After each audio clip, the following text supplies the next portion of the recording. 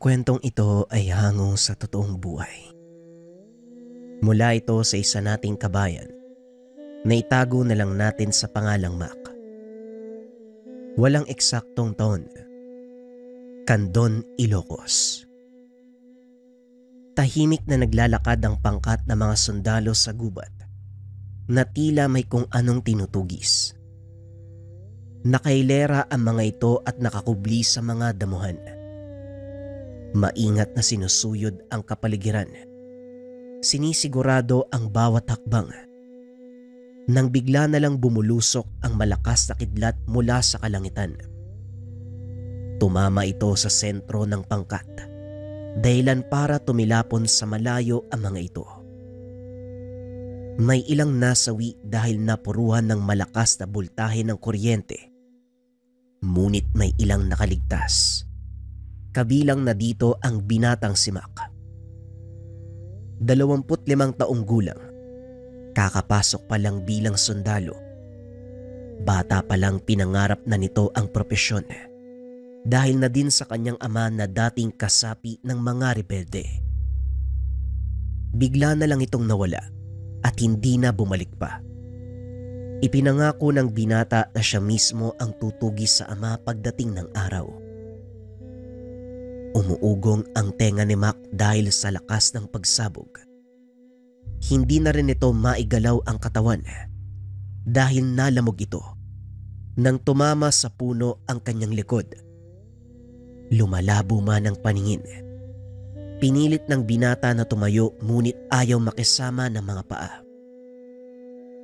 Nakita ni Mac ang ilang kalalakihang may dalang itak. Nilalapitan ng mga ito ang mga kasamahan.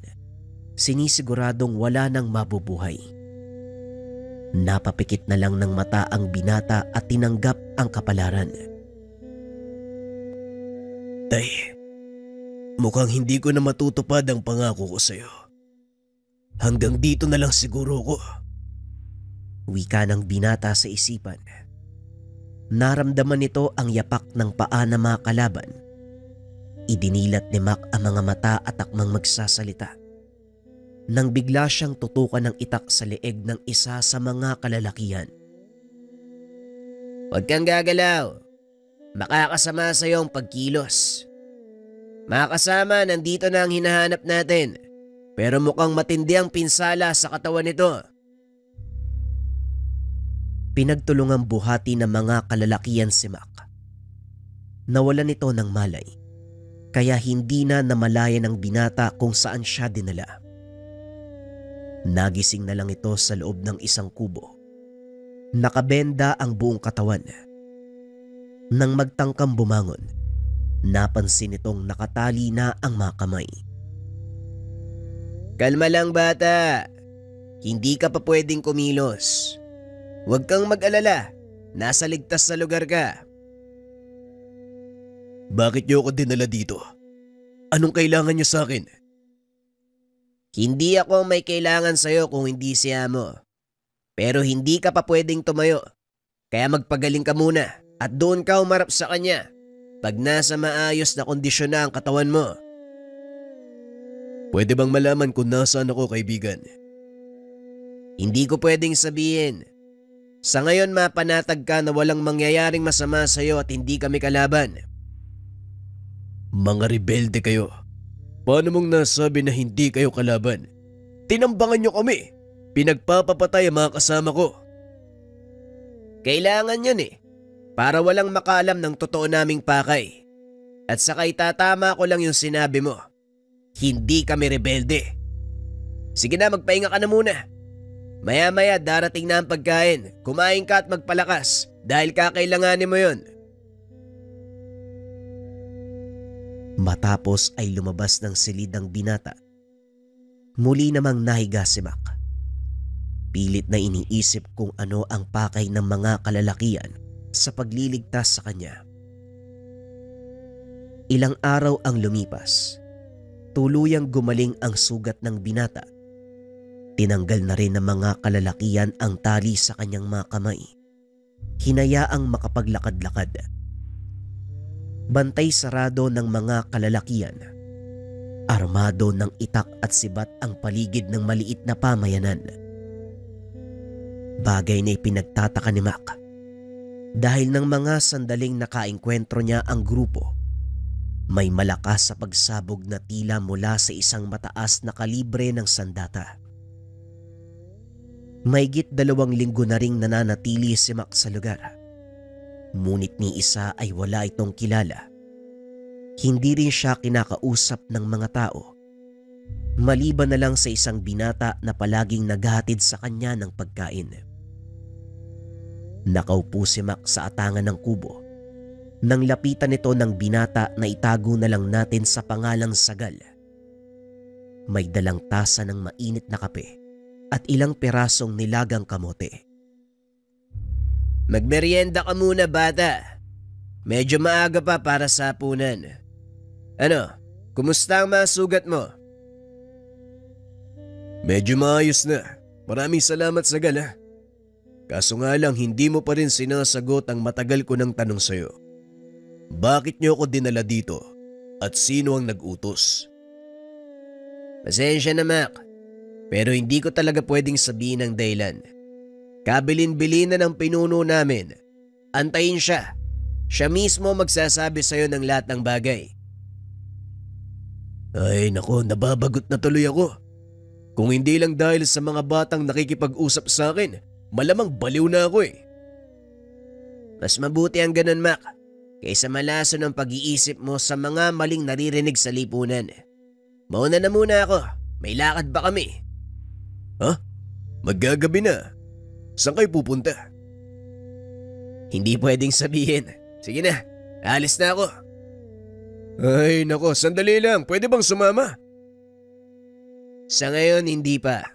Pero antayin mong makausap ka ni Supremo dahil siguradong nananawa ka na ng kakaikot sa agubatan." Matapos ang pag-uusap, nagmadaling umalis si Ragal. Tinatawag na ito na makasama. Pumasok na rin sa kubo si Mac. Piniling magpahinga. Nakaidlip ang binata ng hindi namamalayan. Nagising na lang ito nang marinig ang ingay ng ilang kalalakihan na nagkakagulo. Dali-daling lumabas si Mac. Nakitang pinagtutulungang buhati ng mga taga-nayon ang ilan sa mga kasama ni Sagal. Nanlaki ang mga mata ng binata nang makita nitong sugatan si Sagal, habang pinapasan ang isa pang kasama na naputulan ng paa. "Anong nangyari sa kanya, Sagal? Bakit kayo sugatan?" "Tinambangan kami ng mga grupo ng taong labas habang nagpapatrolya. Ilan sa amin ang nalagas." "Makakatulong ako. Kahit papano marunong akong gumamot ng mga sugat." Kaunting kaalaman. Si Mac ay nabibilang sa isang maliit na pangkat na mga sundalong binubuo ng 7 katao. Bawat isa sa mga ito may tungkuling ginagampanan sa pangkat.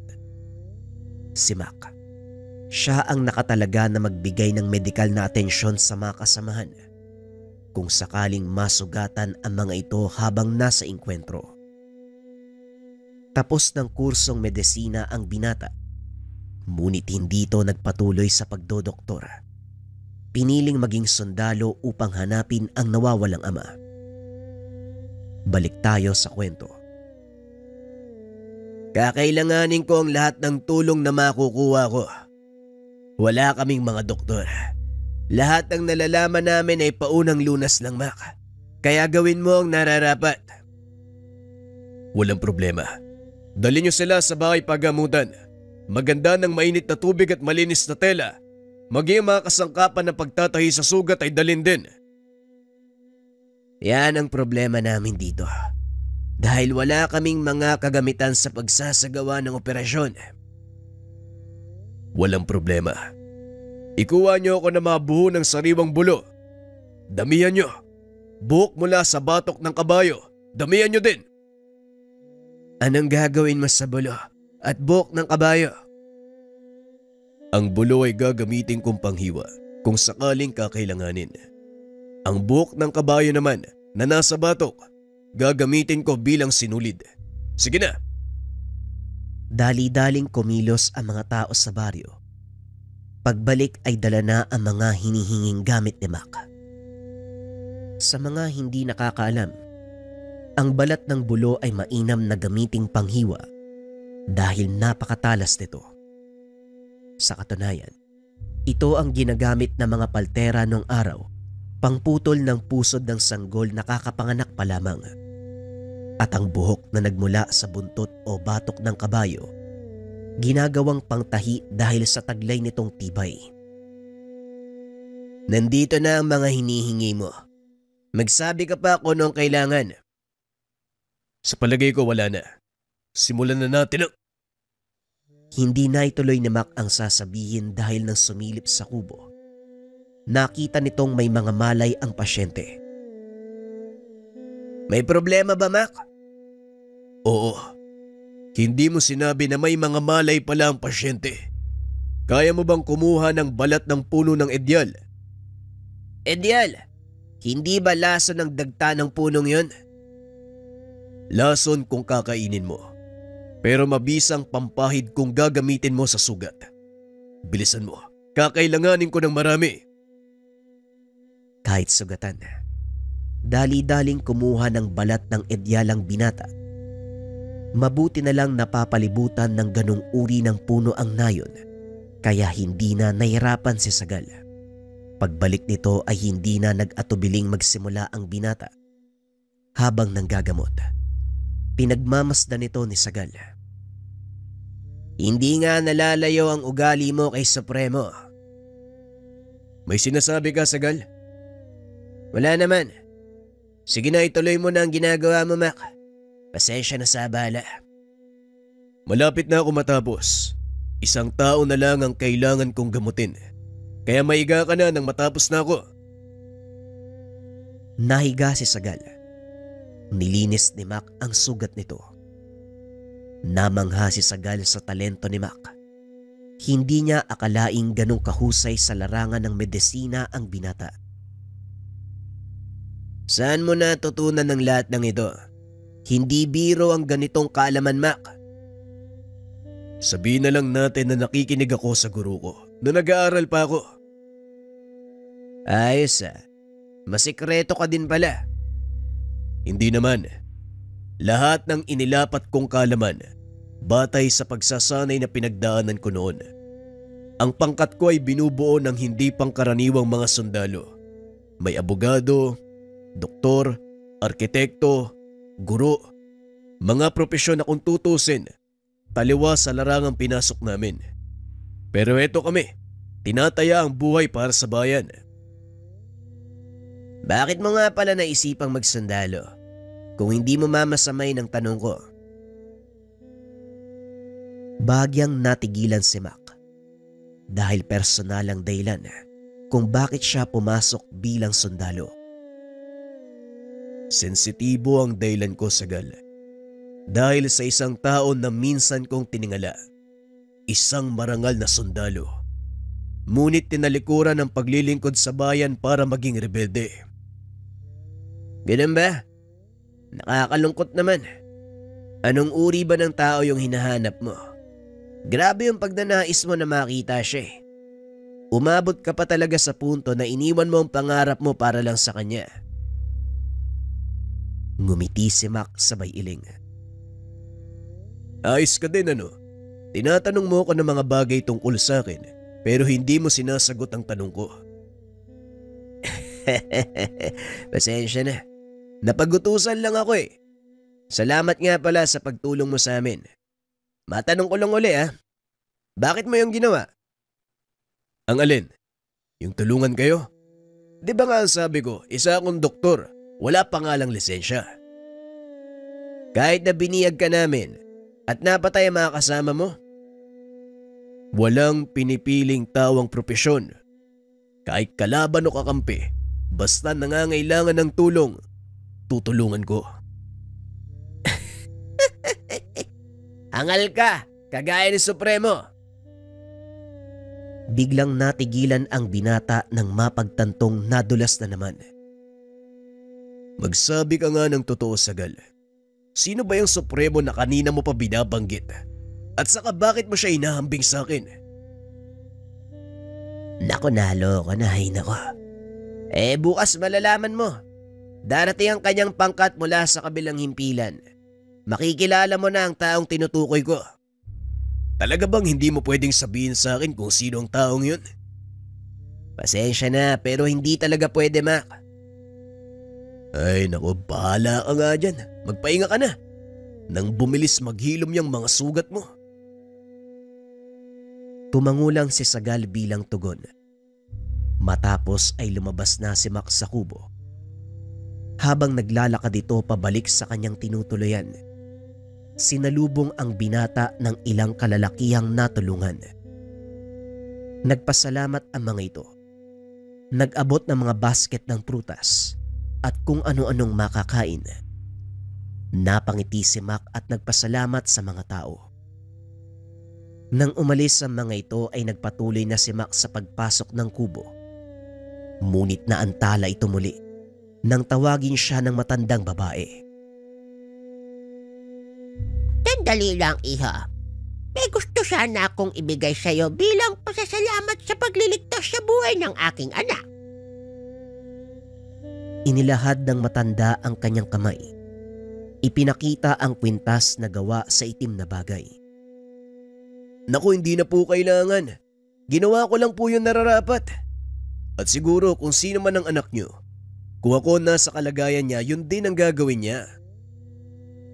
Kakaiba ang pinapakita mong kabaitan at katapangan. Nasa lugar ka ng mga taong itinuturing niyong kalaban. Ngunit nagawa mo pa rin tumulong. Kaya nararapat lang na ipagkaloob sa iyo ang kwintas na ito. Hinawakan ni Mac ang kamay ng matanda at nagsalita. Ang pagtulong ay walang pinipiling pagkakataon. Walang inaantay na kondisyon at kinikilalang kaibigan. Kaaway o kapatid, sa oras na may nangangailangan at alam kong may kakayahan akong tumulong, tutulong po ako. Pero teka, sino ba ang anak niyo? Si Sagal! Pero wag mong sasabihin na nag-usap tayo at ibinigay ko sa iyo ang kwintas na ito. Sige na, alam kong pagod ka na. Magpahinga ka na din. Sa muli maraming salamat. Matapos makipag-usap, tumuloy na ang matanda. Samantalang si Mac naman, naupo sandali sa atangan at pinagmasdan ang binigay nito. Nakasandalang binata habang nakatitig sa kalangitan. Pinagmamasdan ang mga bituin. Sumagi sa isipan ng binata ang namatay na kasamahan. Pasensya na kayo mga bok. Wala akong nagawa eh. Hindi ko na kayo natulungan. Napayak na lang ang binata dahil hindi lang basta kasama sa trabaho ang mga ito. Sa loob ng panahon sa serbisyo, namuo ang matatag na samahan. Hindi na namalaya ng binata na nakaidlip siya. Habang naglalakbay ang diwa, nagising na lang ito kinabukasan nang marinig ang boses ng mga taong nagsisigawan. Pagdilat ng mga mata, nakita niya ang pangkat ng mga kalalakihan na sakay ng kabayo. Papasok ang mga ito sa nayon. Nakatakip ang mga muka. Kaya lumapit ang binata para makilala ang mga dumating. Mabuti naman at nagising ka na. Nandito na sina Supremo. Mas makakabuti kung doon ka mag-aantay sa kubo mo. Kusa naman siyang pupunta doon. Wika ni Sagal. Ngunit tumanggi si Mac. Hindi na, Sagal, mas mabuting salubungin ko siya. Nang sa ganon may pakita akong respeto. Sige, ikaw ang bahala. Sandali lang tutulungan ko sila sa ibang daladala. Nakitulong si Mac na idiskarga ang mga dalang probisyon mula sa kabilang kampo. Habang nagtatrabaho, napansin ni Sagal ang suot na kwintas ng binata. Teka, pamilyar yung suot mong kwintas Saan ang galing yan? Hindi na sana magsasalita si Mac tungkol sa kwintas. Kaso nga lang, Wala siyang ibang maisip na palusot dahil alam niyang nakita ni Sagal ang lahat ng mga gamit na meron siya at wala sa mga iyon ang kwintas. Ito ba? Binigay sa akin to ng matandang babae. Ang totoo niyan, sinabi niya sa akin na huwag kong babanggitin ang tungkol dito. Pero wala akong maisip na paraan. Sinong matandang babae? Wala namang ibang nakakatanda dito kundi ang nanay ko . Matagal na siyang patay. Natigilan si Mac sa sinabi ni Sagal. Dahil maging siya, napatunayan ang sinabi ng binata. Maaari mo bang ilarawan sa akin ang nanay mo? Matandang babae na may mga tattoo sa braso. Mahaba ang purong puti niyang buhok. May nakasabit na malong sa kanyang katawan. Yan ang karaniwan niyang suot sa tuwing lalabas ng bahay. Bakit mo naman naitanong? Hindi makapagsalita si Mac dahil tumugma sa paglalarawan ni Sagal ang babaeng nagbigay sa kanya ng kwintas. Nakipag-usap ako. Tumanggap ng regalo mula sa isang multo. Sagal, pasensya ka na. Baka isipin mong ginagawa kong biro ang tungkol sa nanay mo. Pero mukhang siya nga ang nagbigay sa akin ng kwintas. Paano mangyayari yun? Matagal nang patay yung nanay ko . 2 buwan simula nang salakayin kami ng mga tagalabasa na yun. Kaya imposible ang sinasabi mo. Ayokong ipagpilitan. Pero ito, ikaw na mismong magpatunay. Sigurado kong kilala mo ang nagmamay-ari niyan. Inabot ni Mac ang kwintas kay Sagal. Sinuri niya ito. Ikinagulat ng binata ang sinabi ni Sagal. Ito nga ang kwintas na nasa pangalaga ng nanay ko. Pero paanong mapupunta sa'yo? Isinama namin yan sa hukay. Lahat ng gamit na meron siya. Hindi ko rin alam. Pero sa palagay ko, multo ng nanay mong nagbigay sa akin yan. Akmang sasagot pa sana si Sagal nang biglang magsalita ang isang matandang lalaki. Hindi ako maaaring magkamali. Yan nga ang pangil ng kidlat na pagmamay-ari ni Alfonso. Inihabilin niya yan sa nanay mo, Sagal, bago pa siya tuluyang pumanaw. Napalingon ng dalawa at nakita ang isang matandang lalaki. Supremo Prudencio, maligayang pagbabalik nga po pala. Siya yung binatang pinapahanap niya sa amin. Tinignan ng matandang nagngangalang Prudencio si Mac, na noon ay nakikipagtitigan din sa kanya. Nakuha mo ang katapangan ng iyong ama. Pero sasabihin ko sa iyo, hindi ito ang lugar para gamitin yan, bata. Ako si Prudencio, ang pinuno ng Kilusan. May isang bagay lang akong gustong malaman mula sa iyo. Bakit niyo pinatay ang mga kasama ko at bakit niyo ako binihag? Kasamahan, pasensya ka na, pero mukhang hindi na ipaliwanag sa iyo ni Sagal ang lahat. Ipinag-utos ko sa kanya na huwag sabihin ang mga detalye ng naging operasyon para hindi ka malito. Ngayong nandito na si Supremo, sa palagay ko dapat mo nang malaman ang katotohanan. Halika, sumunod ka sa amin. Naglakad papasok ng gubat ang dalawang binata kasama si Mang Prudencio. Narating ng mga ito ang isang maliit na kubo. Ang lugar na ito ang siyang pinagdadausan namin ng mga pagpupulong. Walang ibang nakakapasok dito dahil sa proteksyong nakabalot sa paligid. Maniwala ka o hindi, nakikita mo lang ang kubo dahil suot mo ang kwintas ni Alfonso. Mamaya ko na ipapaliwanag ang tungkol dyan. Mas mahalagang malaman mo ang dahilan kung bakit namin pinatay ang mga kasama mo. Pumasok sa kubo ang tatlo. Laking gulat ni Mac nang makita ang isa sa kanyang mga kasama. Noel, mabuti naman at buhay ka pa. Pero nakakalungkot, wala nang mga kasama natin. Hindi naman sila dapat ang mawala kung hindi ikaw. Nagulat si Mac sa sinabi ng kasama. Anong ibig mong sabihin, Noel? Bilang namumuno sa amin, marami ka nang nalalaman. Natatakot ang mga nasa itaas na baka magsalita ka tungkol sa mga operasyon.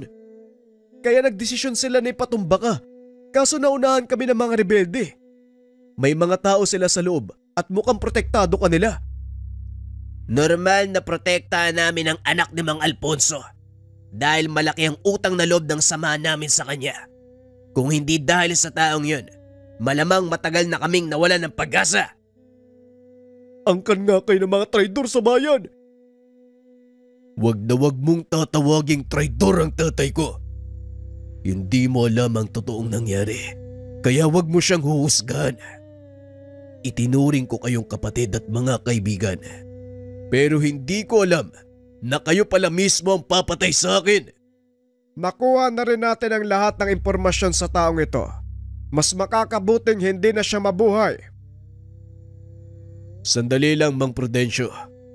Pasensya na. Alam kong kayo ang pinuno ng grupong ito.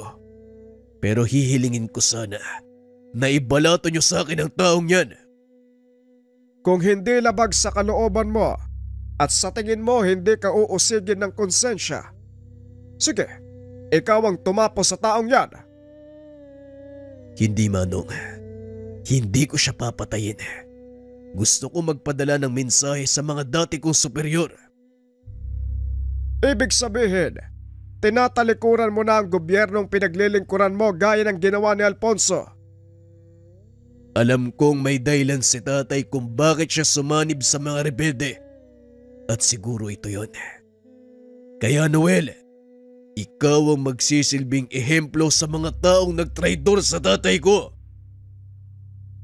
Matapos matuklasan ang lahat, biglang nagbago ang pananaw ni Mac. Tinalikuran ang pamahalaan na noon pa man. May suspetsya na ang binatang may maling nangyayari sa pamunuan ng militar. Isa ito sa mga dahilan kung bakit siya sumali sa institusyon. Mabuti naman at hindi ko na kailangang imulat pa ang isipan mo sa mga nangyayari. Mukhang tadhana na nagdala sa iyo sa lugar na ito. Maligayang pagdating sa samahan na binuo ng iyong ama. Wika ni Sagal habang inaabot ang kanyang kamay. Maraming salamat. Pero paano nyo nalaman ang plano ng mga kasama ko? May mga tauhan tayo sa loob at sila ang nagtimbre sa plano laban sa'yo. Alam mo ba ang totoong dahilan kung bakit kanila papatayin? Ang sabi dahil marami akong nalalaman tungkol sa mga patagong operasyon ng mga militar. Mga patayang hindi itinatala at ibinibintang sa mga rebelde. Bahagi lang yon ng totoong dahilan, iho. Hawak ng iyong ama ang isang makapangyarihang kasulatan mula sa bansang Italia. Ito ay naglalaman ng 5 makapangyarihang salita. Mga katagang maaaring makatawag sa elemento ng kidlat at lumikha ng malaking bagyo na maaaring sumira sa sanlibutan. Natakot ang militar na gamitin ito ng iyong ama laban sa kanila. Nanlaki mga mata ni Mac nang marinig ang sinabi ng Supremo. Mga salita. Dahil lang doon, pinatay nila si tatay? Hindi papatay ang iyong ama. Kasalukuyan siyang nagtatago. Maging kami hindi alam ang kanyang kinaroroonan. Nagkakausap lang kami kung kailan niya nanaisin. Buhay pa si Alfonso. Pinipeke niya ang kamatayan para magawa niyang misyong nakaatang sa kanya. Ang kwintas na ito, anong kinalaman kay tatay? Ang batong nasa kwintas na yan ay pangil ng kidlat. Isa sa mga tangan na gamit ng iyong ama na naging susi para mapagana ang 5 salita. Kidlat? Sandali nga, talaga bang gising ako?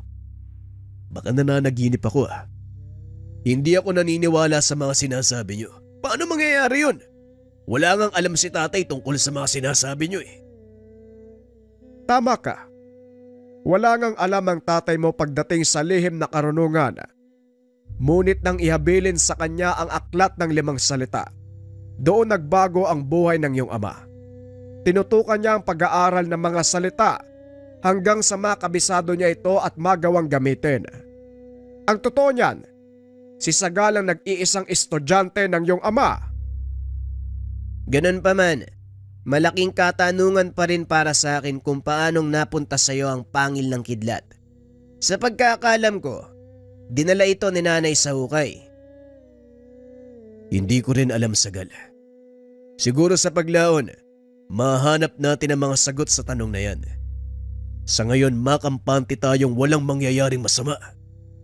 Bago nyo pakawala ng dati mong kasama, Mac, pag-isipan natin ang magiging plano dahil hindi lang ikaw at si Sagal ang maaaring punteryahin ng mga kalaban, maging ang buong nayon ay maaaring madamay.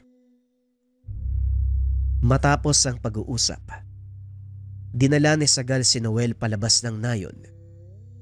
Nakapiring ang mga mata habang naglalakad sa gubat upang hindi makita ang daanan. Mag-isang hinatid ni Mac si Noel sa bukana ng gubat. Kinausap ito ng masinsinan. Alam kong sumusunod lang kayo sa utos. At hindi ako naniniwalang magagawa sa akin ito na makasama natin. Bumalik ka sa impilan. Sabihin mo ang mga nangyari. Paniwalain mo silang namatay ako kasama ng tropa. Huwag ka masyadong magpapakampante, Mac. Hindi mo alam ang utak ng mga militar. At dahil alam mo na ang lahat, sasabihin ko sa iyo ang katotohanan. Hindi na sila ang kalaban mo. May isang tao sa likod ng lahat ng ito, Mac. Makapangyarihan siya at sa palagay ko, namamanipula niya ang utak ng ating mga superior. Alam kong malabo ng paniwalaan mo ang sinasabi ko, pero yan ang katotohanan. Gaya ng sinabi ko sa iyo, Noel, naniniwala ako na hindi niyo kayang gawin sa akin ang bagay na yon. Sige na. Umalis ka na. Hindi na nagsalita pa si Noel. Dali-dali itong tumakbo. Nang makalayo na ay lumabas si Sagal sa pinagtataguan. Narinig ko ang usapan niyo. Pasensya ka na kung sumunod ako. Sinisiguro lang ni Supremo ang kaligtasan mo. Alam kong hindi ka lubusang naniniwala sa mga sinabi niya. Kaya mainam na din ang ginawa mo. Kailangan kong malaman kung sino ang taong sinasabi ni Noel. Malaki ang tiwala ko sa kanila eh. Nararamdaman kong nasa akin pa din ang katapatan niya. Sa mga susunod na araw, malalaman natin kung sino ang nasa likod nito. At kung talagang kaisa ko kayo, kailangan natin magsipaganda. Yan din ang sinabi ni Supremo. Kaya bumalik na tayo sa nayon at marami pa tayong pag-uusapan. Muling bumalik ang dalawa sa kubo ni Mang Prudencio. Ipinagpatuloy ang pag-uusap. Pinaliwanag ng matanda kung paanong nag-umpisa ang lahat. Gaya mo, Mac, isa ding matapat na alagad ng batas ang iyong ama. Walang pagdadalawang isip itong sumusunod sa utos ng mga nakakataas. At ito ang dahilan kung bakit siya kamuntikang mapahamak. Tuluyang nagbago ang pananaw. Sabihin na lang natin na ang kaganapang ito ang siyang nakapagpamulat sa tatay mo. Yan nga din po ang ipinagtataka ko. Kabataan ko pa lang po. Bukang bibig na ni nanay kung gaano katapat si tatay sa tungkulin. Handa niya kaming iwanan para sa pagtawag ng tungkulin. Kaya nagtataka ako kung bakit siya babaliktad at papanig sa mga kalaban. Hindi lang basta pumanig, Mac. Siya ang nagtatag ng samahang ito upang pangalagaan ang aklat ng 5 salita. Kanino ko pa naririnig ang aklat ng 5 salita, Manong? Maaari mo bang sabihin sa akin ang totoong nilalaman ng aklat? Bakit gano'n na lang ang pag-iingat ni tatay? Ang aklat ng 5 salita ay bahagi ng banal na kasulatan. Ito ay tinatago sa lahat. Kung alam mo ang kasaysayan ng Biblia, malalaman mo ang mga aklat na nakapaloob dito. Lumang tipan at bagong tipan. Ang mga aklat na tinanggal ay ang aklat ni Enoch. Yon ang alam nating lahat. Ngunit higit sa isang aklat ang pinagbawal na makita ng karamihan. Ito ay ang awit ni Jeremias, nakilala sa atin bilang Awit sa Hangin at ang Aklat ng Limang Salita. Pagpapaliwanag ng matanda. Katoliko ang binata. Hindi lingid sa kanya ang tungkol sa Biblia. Namamangha at naguguluhan si Mac. Kaya hindi ito nagsalita. Hinayaan nitong ituloy ni Mang Prudencio ang kwento. Dagdag pa ni Mang Prudencio, ang Aklat ng Limang Salita ay naglalaman ng mga kasulatan ng isang propeta na hindi nabanggit ang pangalan. Itinala nito ang mga salita ng arkanghel na si Metatron habang tinatawag ang makapangyarihang elemento ng kidlat. 5 pahinang naglalaman ng 5 makapangyarihang salita. Napapaloob din dito ang susi para mapagana ang orasyon. Sinasabi ding maaaring tumawag ng unos sa oras na makumpleto mo ang nakapaloob na aral sa aklat. Ito ang ginawa ni Mang Alfonso. Naperpekto ng iyong ama ang usal ng 5 salitang tumatawag ng kidlat. Kaya kinatakutan siya ng mga sundalo, maging ng mga taong labas, dahil baka gamitin ang kapangyarihan nito laban sa kanila. Lubhang malinis ang intensyon ng iyong ama sa kabila ng malakas na kapangyarihang taglay. Nanatili itong mapagkumbaba. Ngunit nalaman ito ng mga taong sakim sa kapangyarihan. Hinangad nilang makuha ang kasulatan ng iyong ama. Ito ang dahilan ng kamuntikan niyang pagkamatay. Pero paanong napunta kay tatay ang kasulatan? Hindi ba sinabi niyo, tinago ito? Nagkaroon ng operasyon sa kabundukan. Mga ilegal na minero ang kanilang pinunterya dahil may mga natuklasang deposito ng ginto sa kabundukan. Hindi kalayuan sa kinaroroonan natin. Lingid sa kalaman ng mga ito na doon itinago ang aklat ng 5 salita. Nagawa nilang pigilan ng mga minero at para masigurong walang naiwan sa loob, tinignan nito ng iyong ama. Doon nakita ang isang tabletang gawa sa tanso. Nakasulat sa mga ito ang hindi maunawa ang salita. Itinago yun ni Alfonso sa pagnanais na malaman kung ano ang nilalaman. Dinala ito sa isang eksperto. Dagdag pa nito, ang nilalaman ng aklat ay mga orasyon o panalangin ginagamit upang tumawag ng kidlat. Isinalin niya ito sa literaturang mababasa ni Alfonso. Hindi ito pinaalam ng Ginoo dahil gusto niyang pag-aralan ang kasulatan. Hindi namamalayang unti-unti niyang nakakabisado ang mga orasyon. Isang araw aksidente itong nakatawag ng kidlat na tumupok sa halos kalahati ng kanilang kampo. Dito napagtanto ni Alfonso na hindi biro ang taglay na kapangyarihan ng kasulatan. Kaya ang ginawa ng iyong ama, itinago niya ito. Ngunit gaya ng lahat ng lihim, hindi nagtagal ay nalaman ng mga kasamahan ng tungkol sa kasulatan. Ito ay nang minsang salakayin ng kanilang himpilan ng mga tagalabas. Wala nang pagpipilian si Alfonso ng mga sandaling iyon, kaya ginamit niya ang orasyon para iligtas sa tiyak na kamatayan ng mga kasamahan. Wika namang Prudencio. Ayon pa dito, ang araw na yon ang naging simula ng kalbaryo ni Alfonso.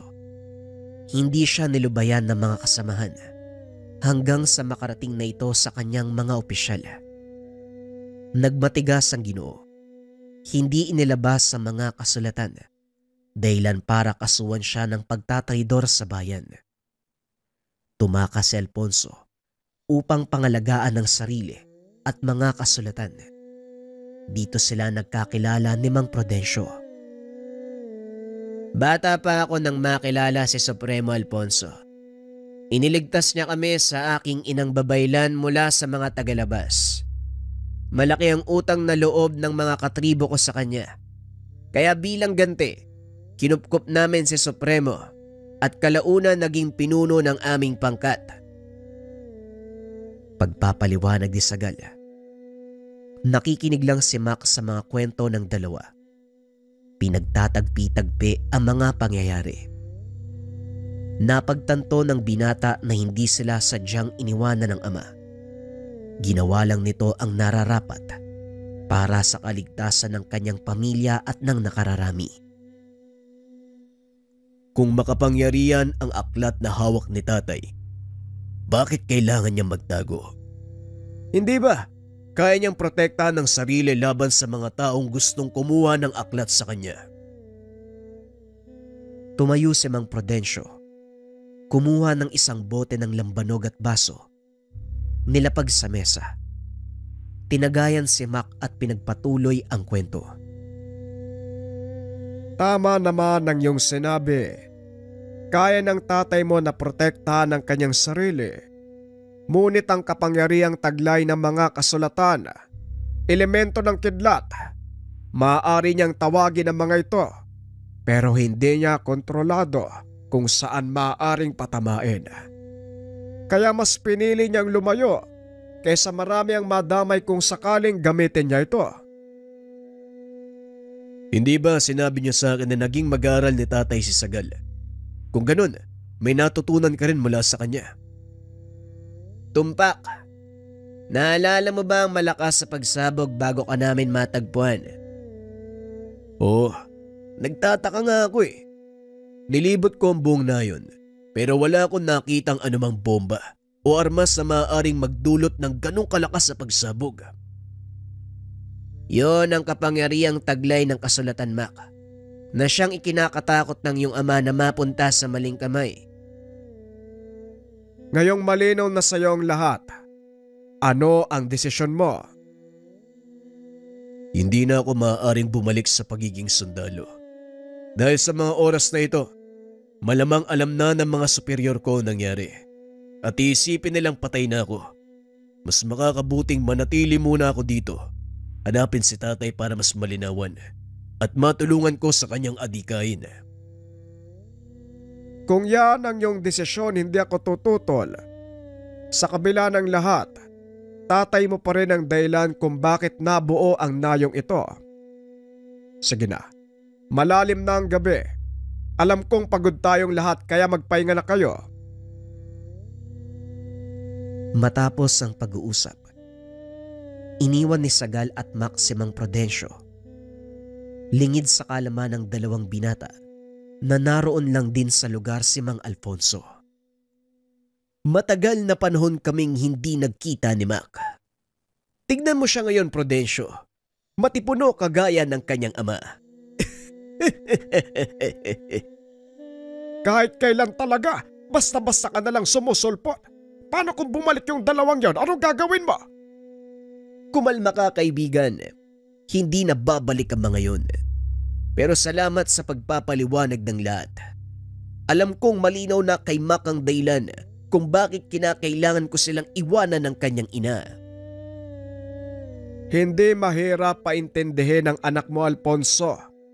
Ngunit ang kinakatakot ko lang, baka maisipan niyang sumugod sa kampo ng mga militar, masyadong mapanganib.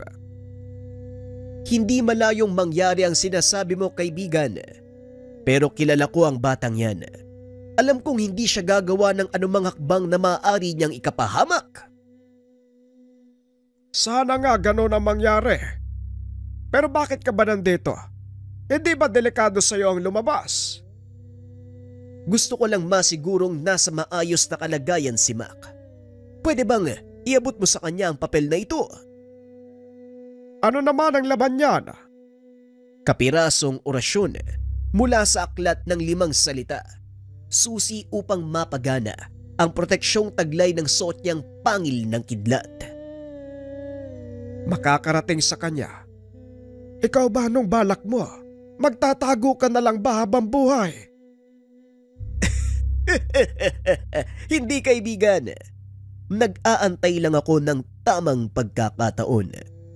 Sa oras na malaman ko kung sino ang nasa likod ng lahat ng ito, doon ako kikilos. Magsasalita pa sana si Mang Prudencio, ngunit biglang nawala si Alfonso. Kinabukasan maagang nagising ang matanda. Pinuntahan si Mac na nooy nagsisibak ng kahoy sa harapan ng kanyang kubo. Magandang umaga, Mac.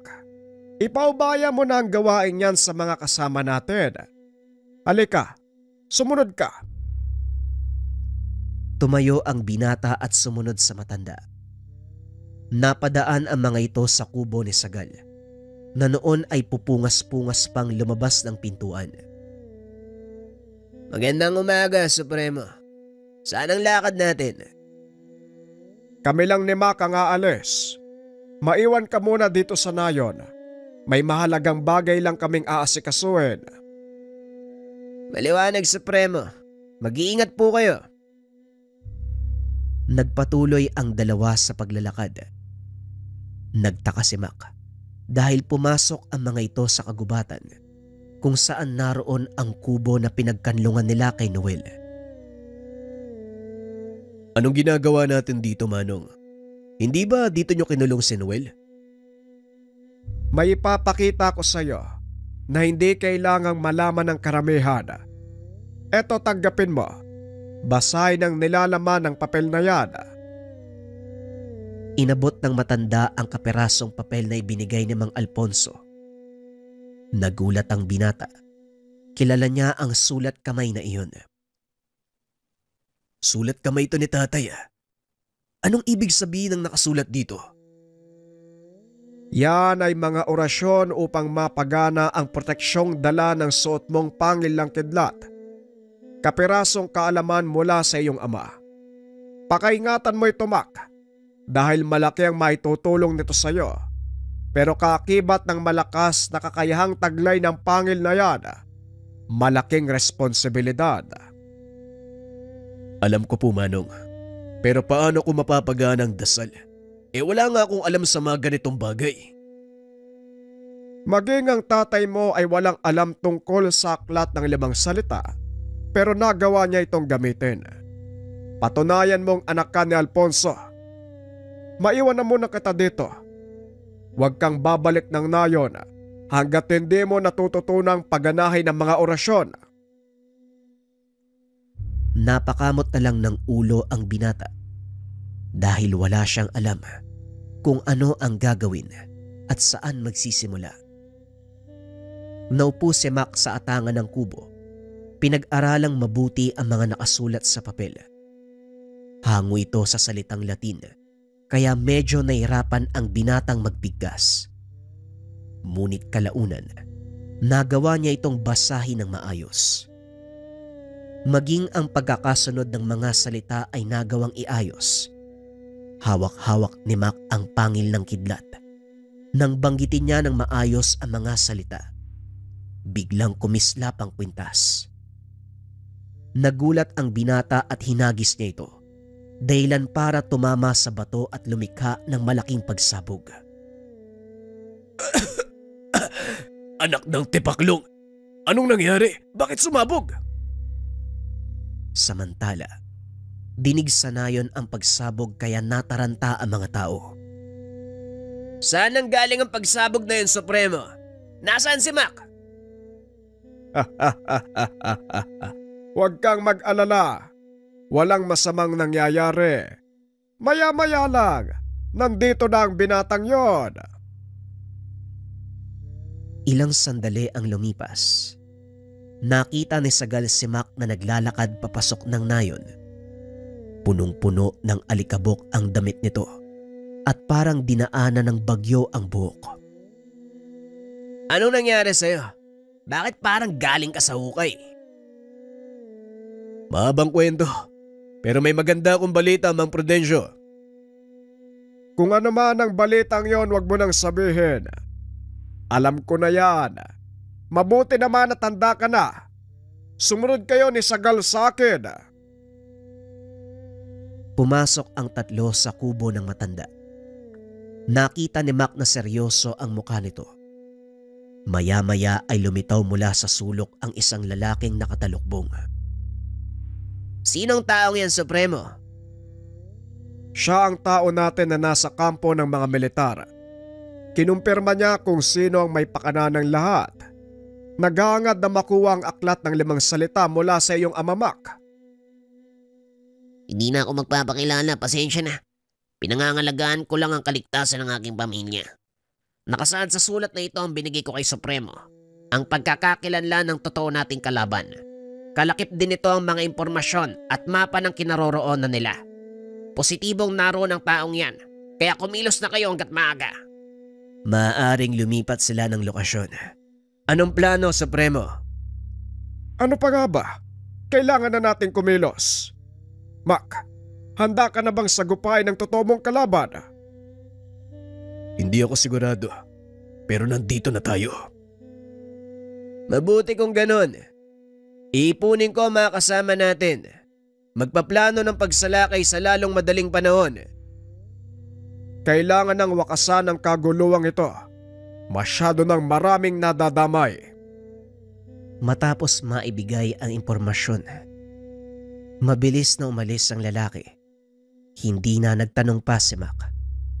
Dahil nauunawaan nitong mapanganib kung malaman ng karamihan ang pagkatao nito.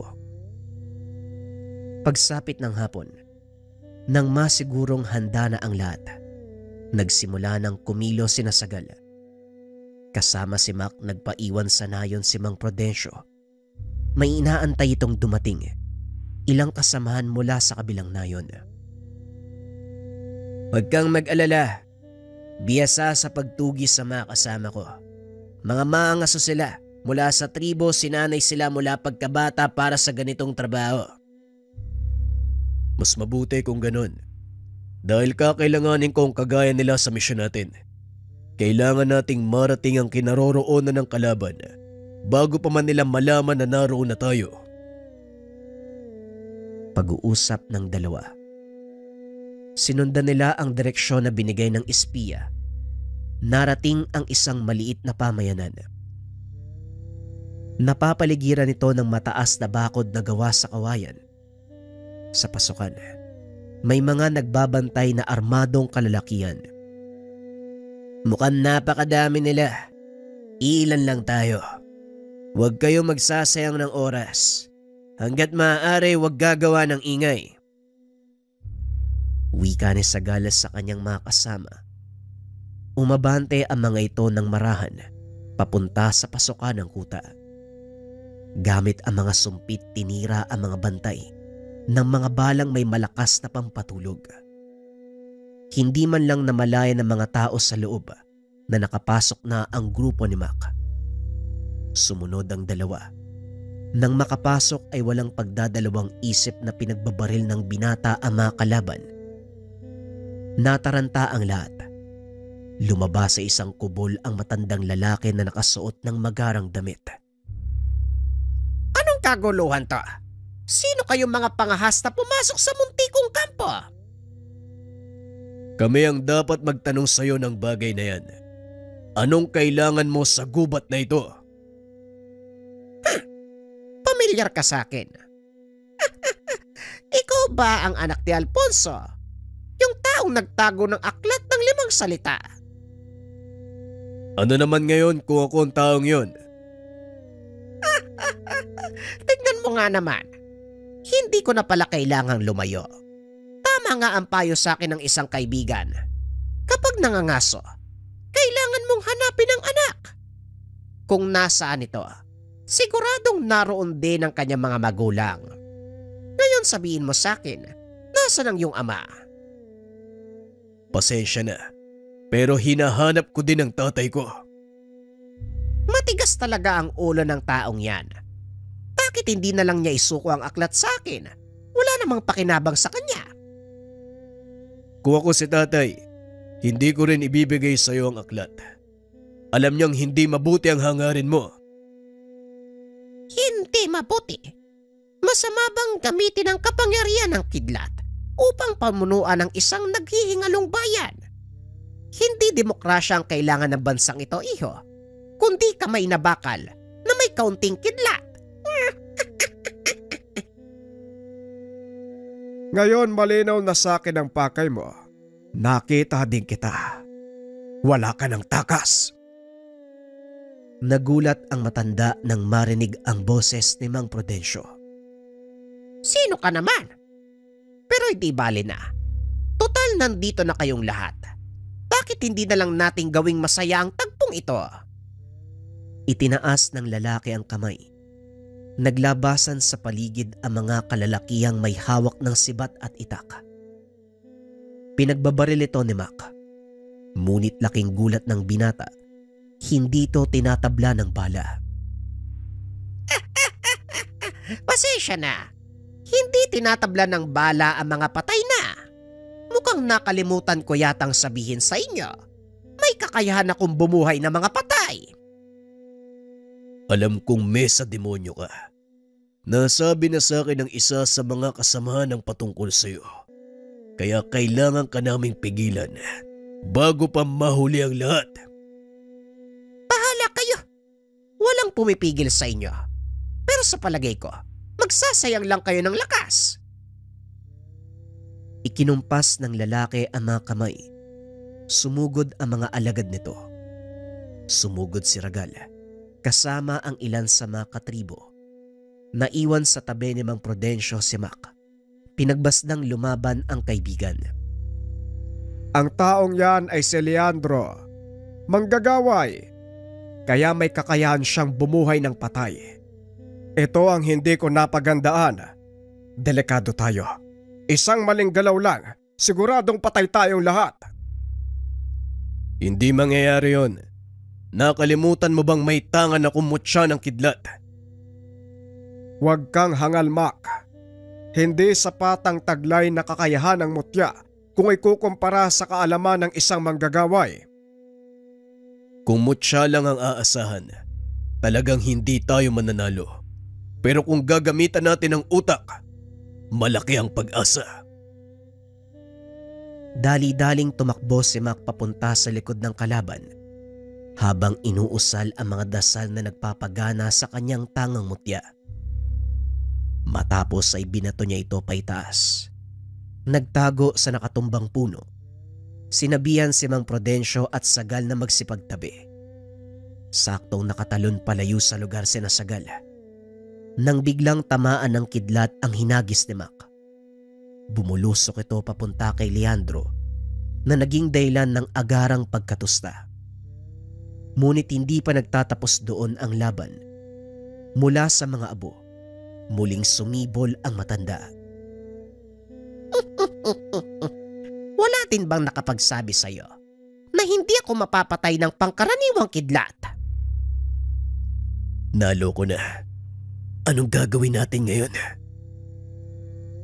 Magsasalita pa sana si Mang Prudencio nang biglang bumulusok ang malakas na kidlat mula sa kalangitan. Paulit-ulit itong tumama sa kinakatayuan ni Leandro, ngunit muli lang itong nabubuhay. Mukhang nagsasayang lang tayo ng oras. Hindi mamamatay ang taong yan. Tama ka. Tumakas na tayo. Kailanman walang nakakapatay sa anino. Hanapin niyo ang totoo niyang katawan.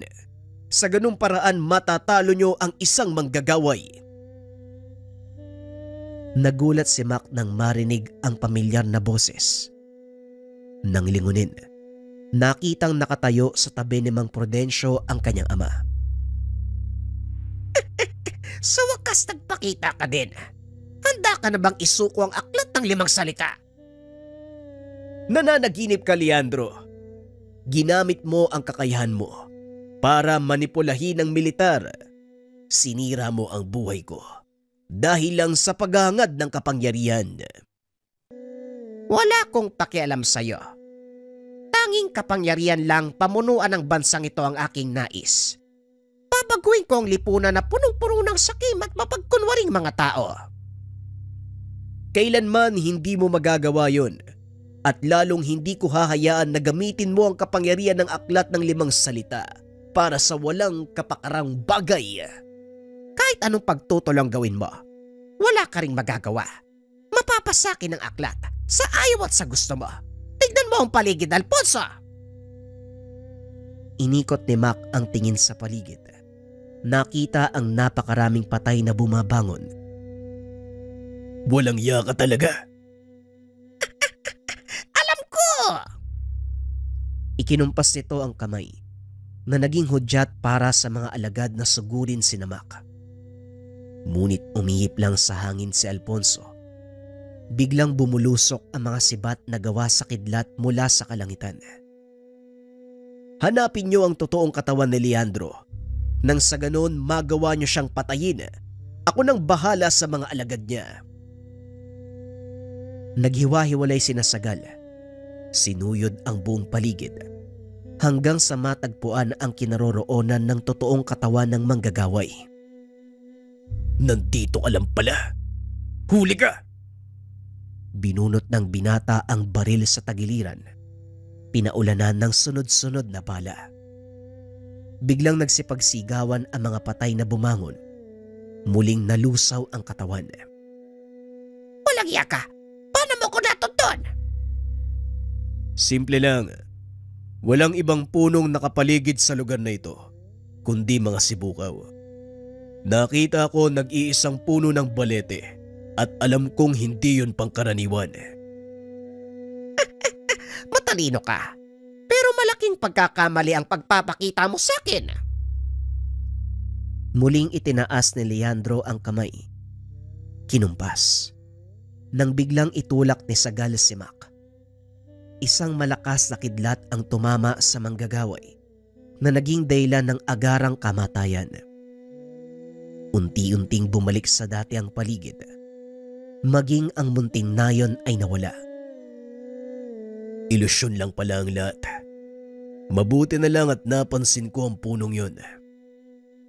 Mana ka nga sa iyong ama. Mahusay ka, Mac. Magaling ang ginawa mo. Masaya ako't nagkita tayong muli. Malaki ang pagkukulang ko sa inyo. Hayaan mo sana ako makabawi. Hindi kailangan, Tay. Naiintindihan ko ang tawag ng tungkulin. Siguradong mauunawaan ni Nanay kung bakit mo kami iniwan. Tapos na ang misyon ko. Oras na para umuwi. Matapos ang kaganapan, bumalik sa impilan si Mac at Alfonso para linisin ang kanilang pangalan. Gaya ng inakala, nasa ilalim nga ng pag-uutos ang mga opisyal, kaya pinag-utos ng mga ito ang kamatayan ni Mac. Nagawang makabalik sa serbisyo ng binata, samantalang ang ama ay nagretiro, muling bumalik sa kabundukan para doon manirahan. Sa pagkakataong iyon kasama ang ina ni Mac. Ipinagpatuloy din ng binata ang pagiging doktor. Naging masaya si Alfonso dahil sa wakas. Muli siyang nakabalik sa piling ng pamilya. Samantalang si Mac naman, paminsan-minsan bumibisita sa nayon ni Mang Prudencio para magdala ng mga gamot at pagkain. Naging bahagi na ng buhay ni Mac ang mga tao sa nayon, lalo na ang kwentong napapaloob dito. Hindi makakalimutan ng binata ang mga nangyari nang minsang malaman niya na ang kanyang ama ang siyang nangangalaga sa aklat ng 5 salita upang matawag ang kidlat.